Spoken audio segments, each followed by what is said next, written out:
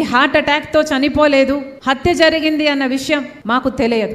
వచ్చి చూసిన తర్వాత గాని ఇంత ఘోరంగా చిన్నాన్నను హత్య చేశారు అన్న విషయం మాకు తెలియదు. హత్య జరిగిన రోజు హత్య పలాని వాళ్ళు చేశారని గాని పలాని వాళ్ళు చేయించారు అన్న గాని ఈ విషయాలు ఏవి తెలిసే పరిస్థితి లేదు. కానీ ఈ రోజున హత్య చేసింది ఎవరో కాదు, బంధువులే అని అన్ని సాక్ష్యాలు వేలెత్తి చూపుతున్నాయి. గూగుల్ మ్యాప్స్ అయితేనేమి, కాల్ రికార్డ్స్ అయితేనేమి, వాంగ్మూలాలు అయితేనేమి, ఇవన్నీ హత్య చేసిన వాళ్ళు వీళ్ళు అని వేలెత్తి చూపుతున్నా ఈ రోజు వరకు కూడా హత్య చేసిన వాళ్లకు, హత్య చేయించిన వాళ్లకు శిక్ష పడలేదు, కేసు కొలిక్కి రాలేదు, కేసు అసలు ముందడుగు వేయలేదు.